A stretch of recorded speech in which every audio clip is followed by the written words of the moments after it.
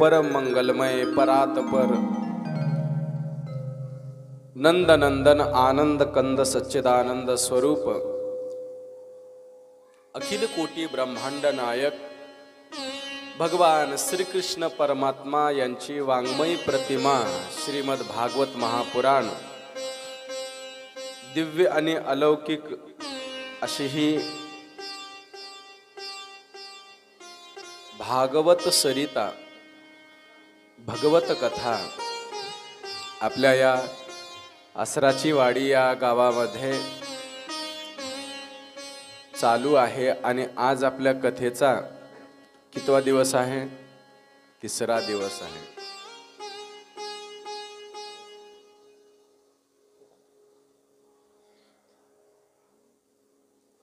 आणि तिसऱ्या दिवसाच्या या कथेमध्ये उपस्थित असलेल्या माझ्या समस्त माता माऊल्या, गावातील सर्व ज्येष्ठ श्रेष्ठ भाविक श्रोतेजन, सर्वांच्या चरणावरती नतमस्तक होतो आणि आजच्या कथेमध्ये आपण प्रवेश करत आहोत. काल आपण परीक्षित राजाला शाप कशामुळे लागला इथपर्यंत कथा श्रवण केली होती. शमीक जे आहेत त्यांच्या गळ्यामध्ये मृत सर्प, मेलेला सर्प. आता मेलेला सर्प याचा अर्थ असा आहे, सर्प काही जिवंत नव्हता, विष नव्हतं त्याच्यामध्ये. सर्प मेल्याला याचा अर्थ आहे तो काहीही प्रभाव करणार नाही, तो दंश करणार नाही. म्हणून असा सर्प गळ्यामध्ये घातला. म्हणून शृंगी नावाच्या त्या ऋषींच्या मुलाने परीक्षित राजाला शाप दिला. जीवनामध्ये संसार करत असताना किंवा व्यवहारामध्ये जगत असताना सर्व कार्य करा, परंतु एखाद्या ऋषीचा, एखाद्या संतांचा शाप लागेल असं कर्म करू नका. ऐका, लक्ष द्या. संतांचा जर शाप जर लागला तर तो एक नाही अनेक पिढ्यांना उपभोगावा लागतो. कारण साधू संत जे आहेत ते परोपकार करतात, दुसऱ्यांच्या विषयी त्यांच्या अंतःकरणात हित असतं. म्हणून चांगलं करणाऱ्या माणसाला आपण जर त्या ठिकाणी जर काही त्रास देत असाल, एखादा अपराध जर घडला तर नरकात जावं लागतं असं म्हणतात.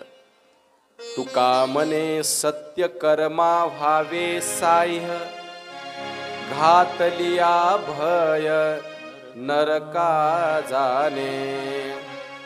सत्कर्माला आपण मदत करायला पाहिजे. आणि या जगामध्ये सत्कर्म करणारे फक्त संतच आहेत महाराज. तुम्ही आम्ही फक्त कर्म करतो. शेतातला असेल, व्यवहारातला असेल, उद्योगधंद्यातला असेल, ही सर्व कर्म आपण आपल्या हाताने करतो. आणि कधी तर आपल्या हातून सत्कर्म घडतं, पण सतत सत्कर्म घडत नाही.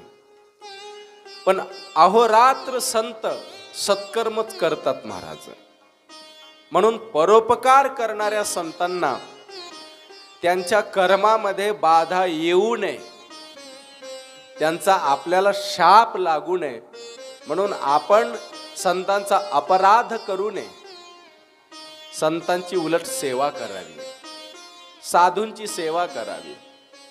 तुकोबराय म्हणतात ना, आता तुम्ही कृपावंत साधू संत जीवलग, गोमटे ते करा माझे, भार ओझे तुम्हासी. ओझ भार संतावर घालून गोमट करतात ते म्हणजे संत असतात. आणि अशा संतांची आपण सेवा करायला पाहिजे. परीक्षित कडून अपराध झाला, सेवा नाही केली, हा ढोंगी संत आहे. बरे असा विचार का आला? संतावर विश्वासच ठेवला नाही, ऋषीवर विश्वासच ठेवला नाही. परीक्षितांच्या वाडवडिलांनी ज्या ऋषींची सेवा केली, ऋषी मुनी राज दरबारामध्ये, पांडवांच्या दरबारामध्ये जर आले तर भरभरून दक्षिणा, भरभरून त्यांचं स्वागत पांडव करत होते महाराज. असे पांडव होते. आणि अशा पांडवांच्या कुळातला हा परीक्षित सेवा करण्याच्या ऐवजी संतांची परीक्षा घेतली महाराज त्याने. हा समाधीमध्ये आहे का ढोंग आहेच हे पाहण्याकरिता गळ्यात मृत सर्प घातला आहे आणि म्हणून शाप लागला महाराज. परीक्षित राजा जेव्हा सर्व संग परित्याग करून जेव्हा गंगेच्या तीरावरती, म्हणजे सध्या त्या गंगेच्या तीरावरती शुकताल नावाचं शहर वसलेलं आहे. हे शुकताल कुठे आहे? तिकडेच UP मध्ये आहे.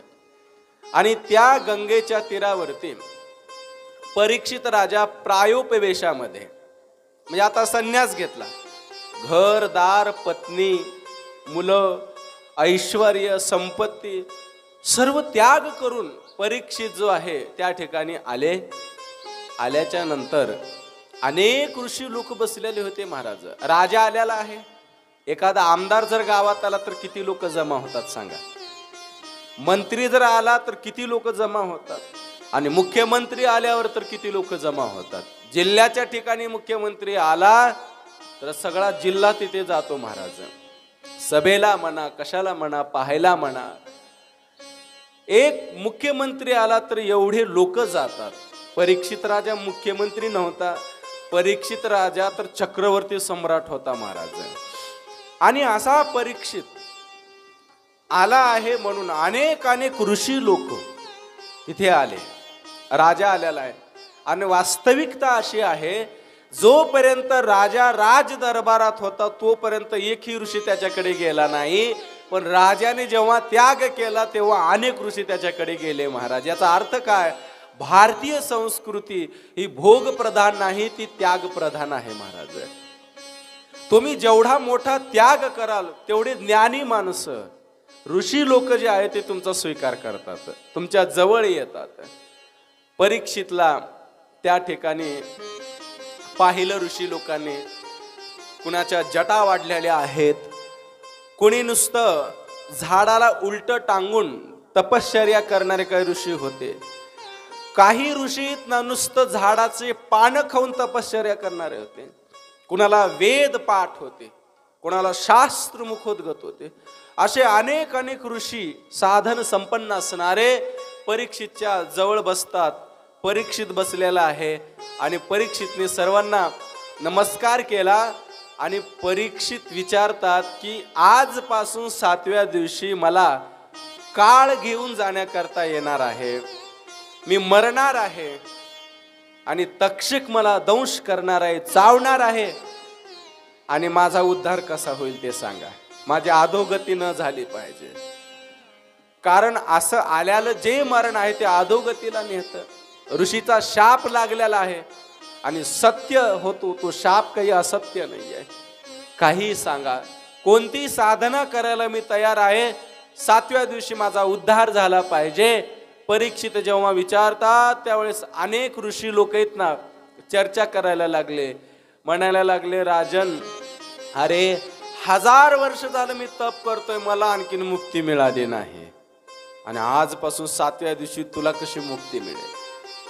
कोणी ऋषी म्हणत होते ही मुक्ती म्हणजे काय असते, नेमकं मोक्ष म्हणजे काय असतो? चर्चा करायला लागले महाराज. असंभव म्हणत आहे कोणी, साध्य होणं शक्य नाहीये, हे अवघड आहे. परीक्षित राजाचा चेहरा थोडासा उदास झाला, निराश झाला. आणि तेवढ्यामध्ये 16 वर्षीय अवधूत वेशामध्ये त्या ठिकाणी साक्षात भगवानच, ऐका बर का, परीक्षितला जेव्हा गर्भामध्ये संकट आलं त्यावेळेस भगवंताने अंगुष्ठ मात्र रूप घेऊन गर्भामध्ये संरक्षण केलं. का? तिथे ब्रह्मास्त्र होतं आणि आता ब्रह्मास्त्र नाहीये, आता वाकास्त्र आहे, शापाचं शस्त्र आहे. मग आता त्या शापाला शब्दानेच त्या ठिकाणी मारलं पाहिजे, म्हणून आज या ठिकाणी परीक्षितला भागवत कथा सांगण्याकरिता 16 वर्ष ज्यांचं वय आहे ते म्हणजे भगवान शुकदेव. मौंजी मंदन झालं नाही त्यांचं, यज्ञोपवीत संस्कार झालेले नाहीत, काही करण्याची गरजच नाही महाराज त्यांना. ज्ञानदेव आणि शुकदेव हे संत इथं असे. आणि शुकदेव 16व्या वर्षी भागवत सांगतात. आणि माऊलीने देखील ज्ञानेश्वरी कितव्या वर्षी लिहिली माहित आहे की नाही तुम्हाला? राधे राधे. कितव्या वर्षी लिहिली? 16व्या वर्षी ज्ञानेश्वरी लिहिली. आणि आपण 40शीत आलो तरी ज्ञानेश्वरी आपण वाचत नाहीत महाराज. म्हातारे झालो तरी आपल्याला ज्ञानेश्वरीचा गंध नाही. कधीतरी वाचत जा, पारायण करत जा कधीतरी. वयाच्या 16व्या वर्षी जगातलं संपूर्ण ज्ञान ज्ञानेश्वरीमध्ये माऊली देतात. तुम्ही भगवान बाबाचा जर फोटो जर पाहिला तर भगवान बाबाच्या फोटोच्या पुढे काय माहिती आहे तुम्हाला? ज्ञानेश्वरी आहे. आणि भगवान बाबाचा फोटो जो आहे ना तो पाण्यावर आहे. बाबा जे आहे ते योगी होते. बैसोनी पाण्यावरी वाचिली ज्ञानेश्वरी. आणि पाण्यावर बसून ज्ञानेश्वरी बाबा वाचतात. याचा अर्थ काय? पाणी जे आहे ते भवसागर आहे. बाबाला हे सांगायचं आहे, ज्याला या भवसागरातून भव नदीतून तरून जायची आहे त्याने ज्ञानेश्वरी वाचा. मी सुद्धा ज्ञानेश्वरी वाचतो, अशी प्रतिमा भगवान बाबाची आहे. म्हणून ज्ञानेश्वरी ही भवसागरातून तारणारी आहे. 16व्या वर्षी ज्ञानेश्वरी मराठीमध्ये लिहिली महाराज माऊलीने तुमच्या आमच्या करता. आणि 16व्या वर्षी शुकदेवानी भागवत सांगितलं होतं. आणि आमची मुलं 16व्या वर्षी महाराज नको ते धंदे करत आहेत, नको तसं वागत आहेत, दारू पिऊन गटारात लोळत आहेत महाराज. काही काही गावात तर अशी मुलं आहेत त्यांना मिशा देखील फुटल्या नाहीत महाराज. अशी पोरं आणि अशी चर्चा करतात, असं वाईट बोलतात आणि व्यसनाच्या आहारी जाऊन 14 वर्षाची पोरं देखील आज दारू प्यायला लागले. असा काळ आलेला आहे. अशा घरातली मुलं जी आहेत कधी ज्ञानेश्वरी वाचतील, कधी त्यांचा उद्धार होईल. आणि आई वडील देखील महाराज त्यावेळेस पुन्हा परेशान होतात. आणि ही परिस्थिती आहे आजची. आणि म्हणून योग्य वयातच लहानपणीच त्याला ज्ञानेश्वरी वाचायची सवय लावा. थोडीशी हरिपाठ त्याच्याकडून पाठ करून घ्या, तर त्याच्यामध्ये परिवर्तन होतं, बदल होतो त्याच्यामध्ये. तो वाईट मार्गाला जाणार नाहीये. एकदा का तू चांगल्या मार्गात आला ना, चांगला मार्ग त्याने स्वीकारला, त्याला कळालं ना चांगलं काय आणि वाईट काय, तो आयुष्यामध्ये कधीच वाईट मार्गाला जात नाही महाराज. हे कळालं पाहिजे त्याला. आणि कळवून देण्याकरता आई वडिलांचे संस्कार असतात.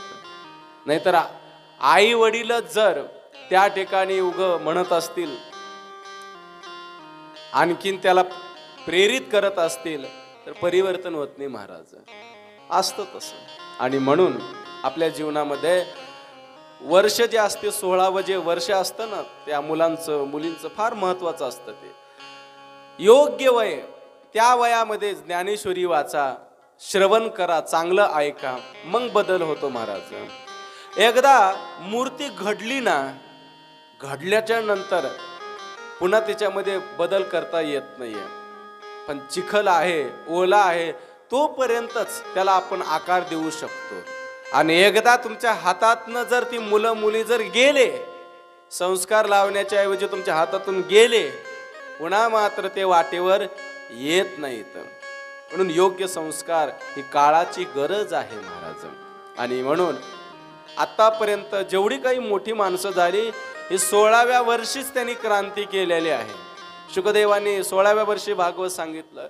छत्रपती शिवाजी महाराजांनी वयाच्या 16व्या वर्षी, थोडीशी कल्पना करा बर, संपूर्ण पृथ्वीवर अर्धी पृथ्वी मुसलमानाच्या ताब्यात होती त्या काळात. आणि अशा मुस्लिम राजवटीच्या विरोधामध्ये वयाच्या 16व्या वर्षी स्वतःचं राज्य निर्माण करण्याची धमक ज्या माणसामध्ये होती, ज्या व्यक्तीमध्ये होती, ते म्हणजे छत्रपती होते महाराज. आणि 16व्या वर्षी स्वराज्याची स्थापना करतात ते छत्रपती. हे फार महत्वाचं आहे. ज्ञानेश्वरी ही 16व्या वर्षी लिहिली. भागवत 16व्या वर्षी सांगितलं महाराज. मित्र आमचे माणसं म्हणतात 16व्या वरीच धोक्याचं म्हणतात. काय म्हणतात? खर तर धोक्याचं नाहीये, 16वं वर्ष मोक्याचं आहे, धोक्याचं नाहीये, महत्वाचं आहे. धोका नाहीये तिथं. काय निर्णय घ्यायचे ती त्याच वयात घेता येत बरं का, तेवढ्याच कालावधीमध्ये. पुन्हा निर्णय घेता येत नाहीये. म्हणून हे फार महत्वाचं असतं. हा टर्निंग पॉइंट असतो त्या वेळेतला. आणि भगवान शुकदेव कुरडे कुरडे केश आहेत, तेजस्वी, एवढे सुंदर आहेत की त्यांच्या सौंदर्याला पाहून तरुण मुली सुद्धा भाळतात महाराज, आकर्षित होतात.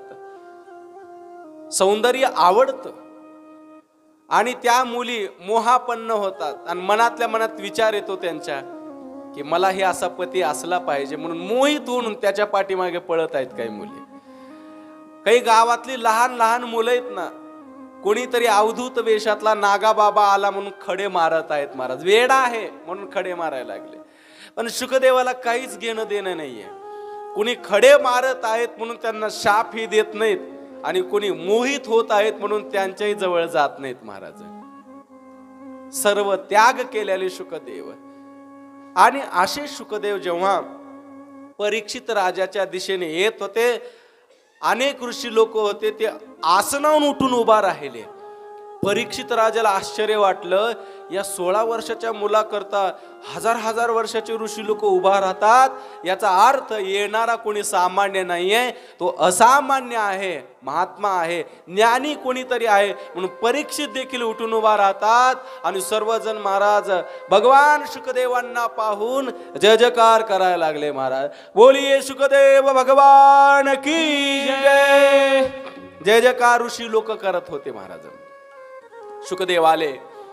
शुकदेवांना आसन दिलं बसण्याकरिता.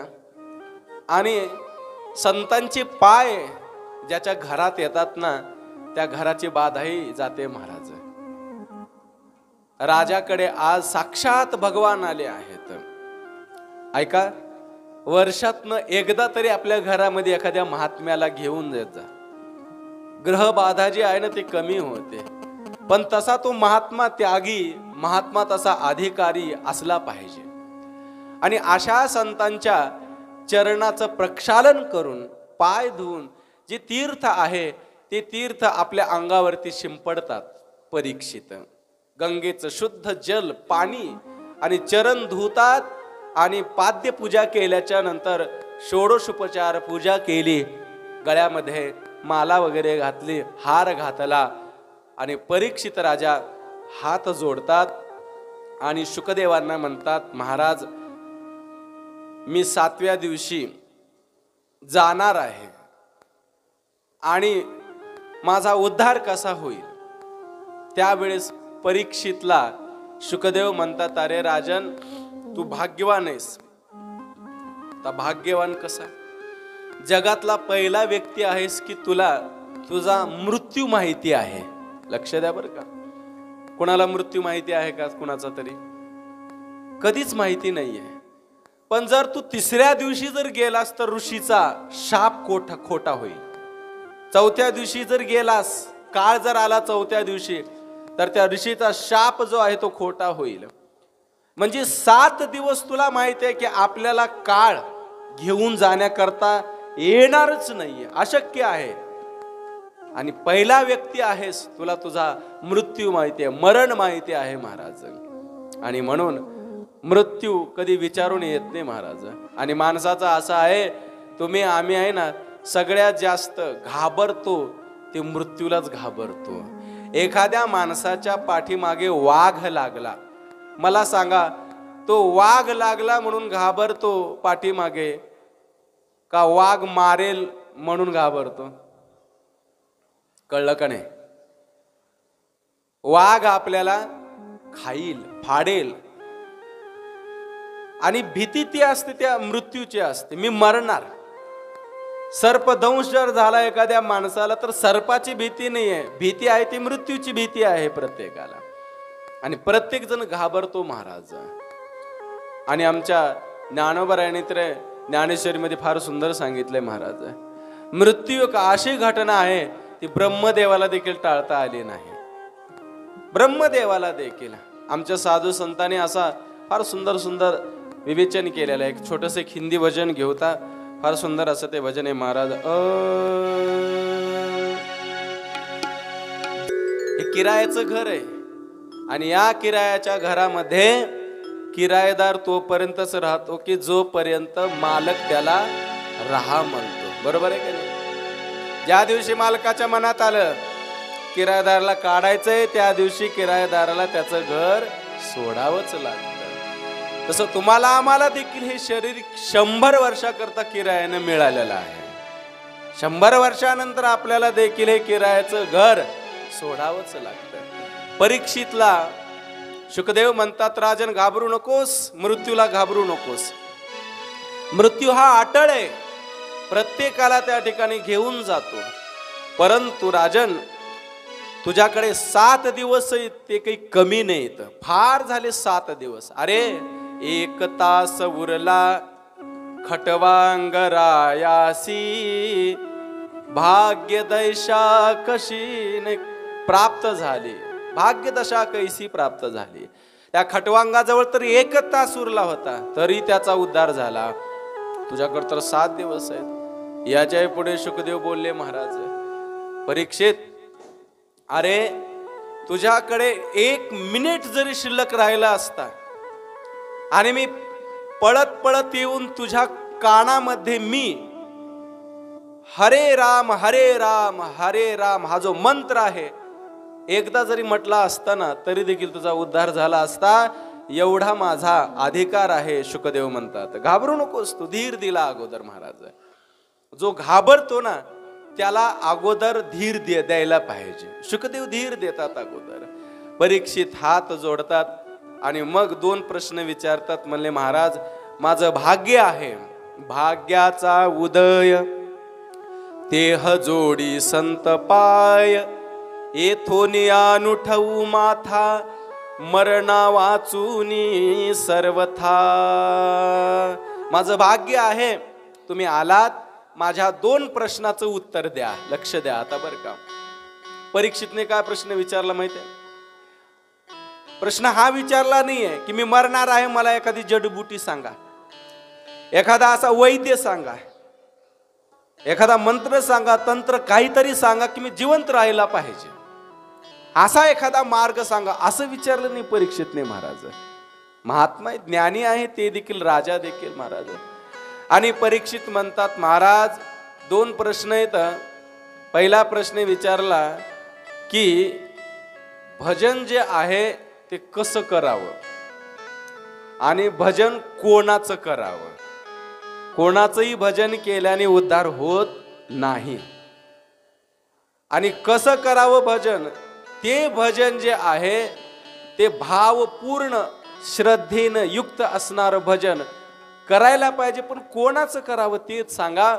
असे 2 प्रश्न परीक्षित विचारतात आणि मग इथून 2य स्कंदाला प्रारंभ होतो. आणि शुकदेव इथे बोलायला चालू करतात. वरियानेश ते प्रश्न कृतो लोकहितं नृपः आत्मवित् सम्मतः पुंसां श्रोतव्यादिषु यः परः. राधे राधे. श्रेष्ठ प्रश्न केला परीक्षितने बरं का. शुकदेव म्हणतात श्रेष्ठ प्रश्न केला. चांगली माणसं देखील अशा प्रश्नाला दुजोरा देतात. चांगला प्रश्न विचारावा. एखाद्या संताकडे गेलात, साधू माणसाकडे गेलात ना, तर आत्मउद्धाराचा मार्ग विचारावा. नाहीतर संसारातल्या गप्पा गोष्टी बोलू नये. महाराज संसाराविषयी कितीही बोललात तर काहीही शिल्लक राहत नाही. आणि परमार्थाविषयी जर बोललात तर शिल्लक काहीतरी राहतं. चांगल्या गोष्टी ज्या आहेत त्या शिल्लक राहतात महाराज. आणि म्हणून परीक्षितने केलेला प्रश्न प्रसन्न झाले महाराज. कोण? शुकदेव. आश्चर्य वाटले त्यांना देखील.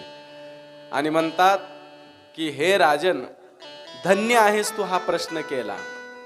नाहीतर या जगाकडे बघितलं ना, काही माणसं किंवा हे जगत नाही त्या गोष्टीच्या मागे लागला आहे, नको त्या गोष्टीच्या पाठला करत आहे.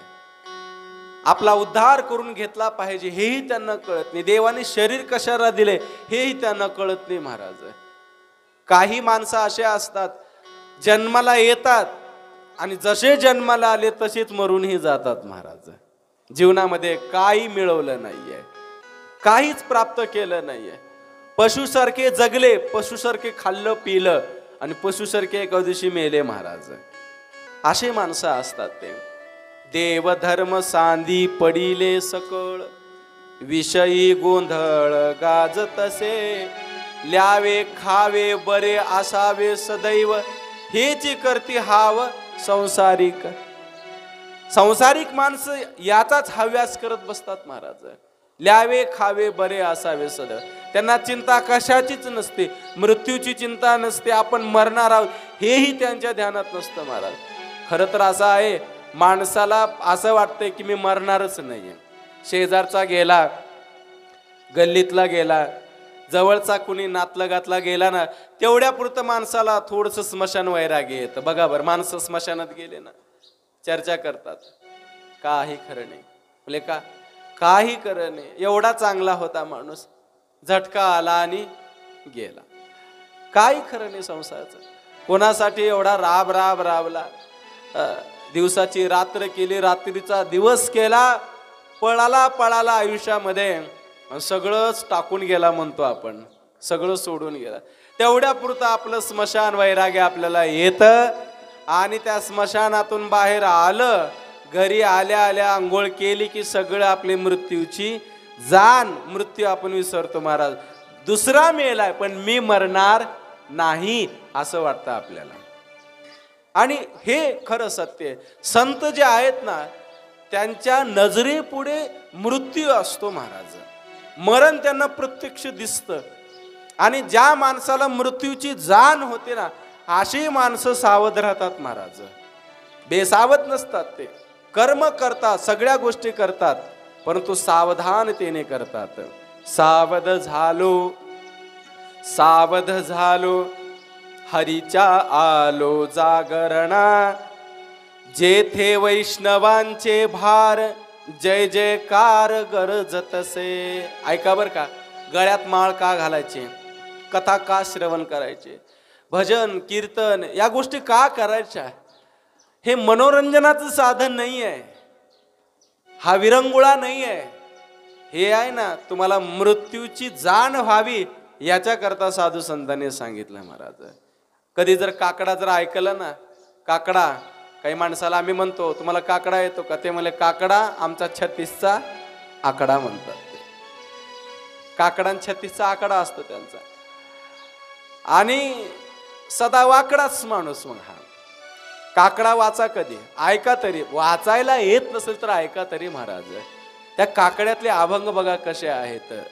मज नाही हात पाय डोळा पडली झापड, कर्ण हे बधिर झाले वाचा बोले बोबड, नाक मुख गळू लागले लाळ आणि शेंबूड, जोवरी चळन गा तोवरी म्हणती माझा. हे सगळे काकड्यातले अभंग जर वाचले ना तुम्ही, आपोआप त्याच्यात सांगितलं, हे सांगितलंय कशी अवस्था आहे याची महाराज.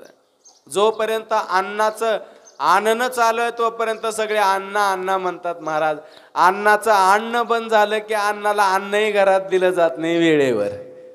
बघा तुम्ही, असा हा संसार आहे. आणि त्याच्याकरता आपण सगळं करा, कर्तव्य कर्म म्हणून करा, पण आसक्त रहित, आसक्ती गुंतू नका त्याच्यामध्ये महाराज.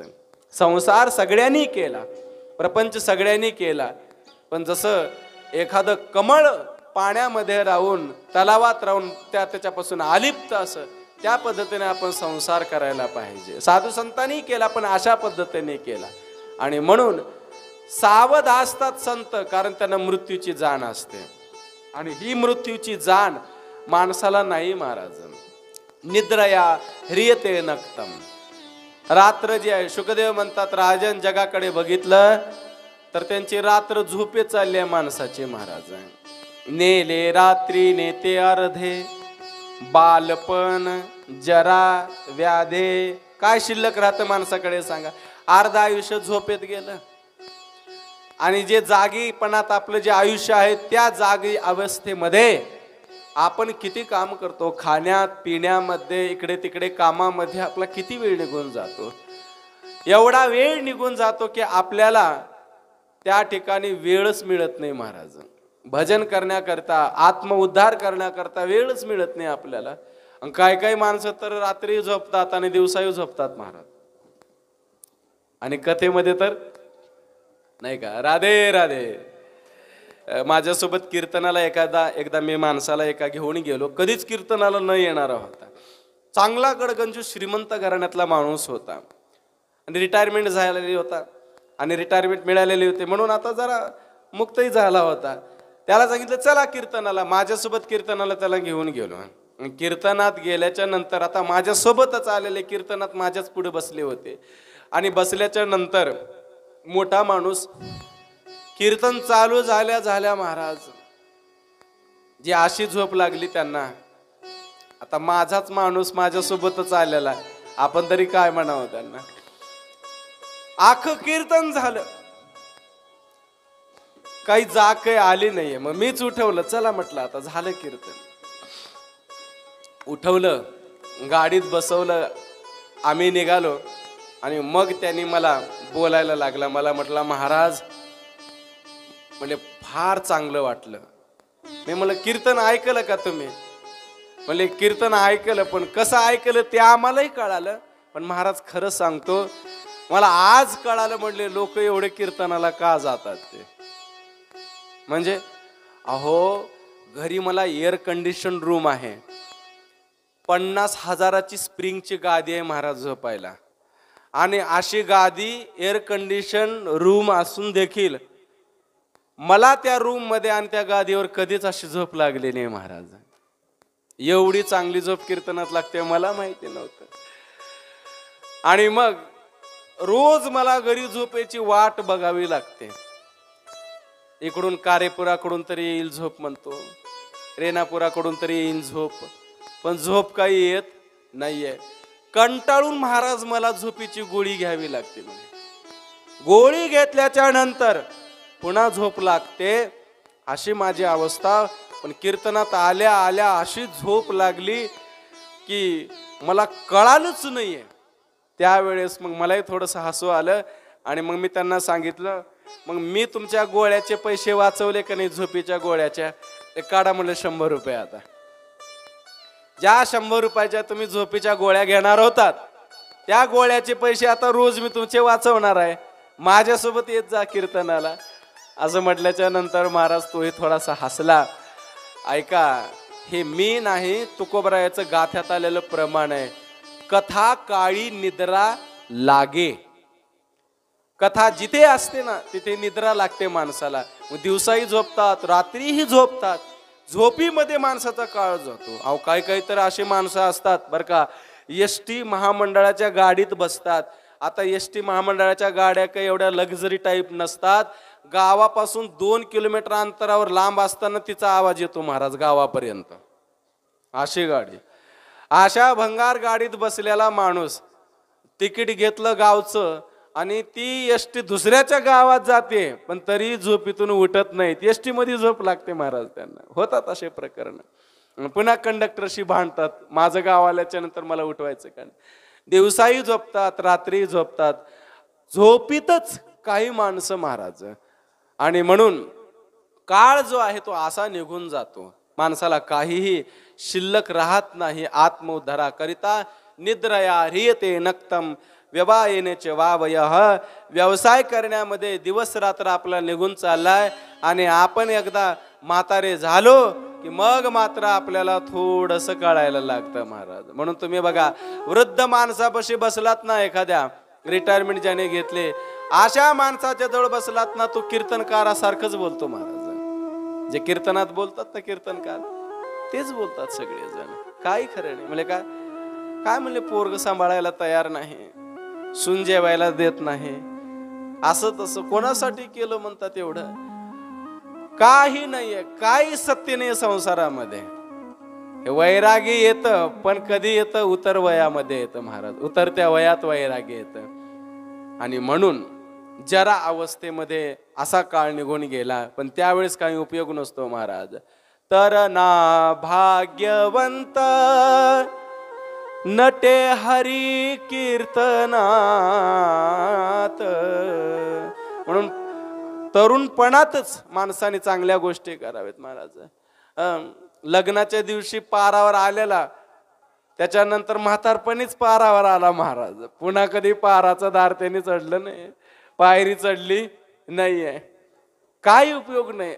म्हातारपणामध्ये परमार्थाला लागला आणि त्याचा उद्धार झाला, असा इतिहास देखील नाही महाराज. सावध होऊन तारुण्यातच माणसाने चांगल्या गोष्टी करायला पाहिजेत. दान धर्म असेल, तीर्थयात्रा असेल, काही असेल महाराज. शुकदेव म्हणतात, राजन, म्हणून माणसाने थोडस संसार सोडावा आणि तीर्थयात्रा करावी थोडीशी. म्हणून जात जा. तुमचं शरीर चांगलं आहे तरी तुम्ही तीर्थयात्रा करत जा. जर शरीर जर एकदा आजारी पडलं ना, तर काहीच करता येत नाही महाराज. म्हणून शरीर जोपर्यंत स्वस्थ आहे, जव हे सकळ सिद्ध आहे, हात चालावया पाय, तव तू आपुले स्वहित पाहे. तीर्थयात्रे जाय चुकू नको. संतांनी सांगितलं महाराज, आमच्या साधू संतांनी, माऊलीने देखील हरिपाठामध्ये सगळ्या गोष्टीचं खंडन केलं. योगाचं, यागाचं, विधीचं, कर्मकांडाचं, सगळ्याचं माऊली खंडन करतात. पण जाता जाता हरिपाठाच्या शेवटच्या अभंगामध्ये माऊली संसारिक जीवाला सांगूनच जातात महाराज. तीर्थ व्रत भाव धरी रे करुणा, तीर्थ व्रत भाव धरी रे करुणा, तीर्थ व्रत भाव धरी रे करुणा, तीर्थ व्रत भाव धरी रे करुणा, तीर्थ व्रत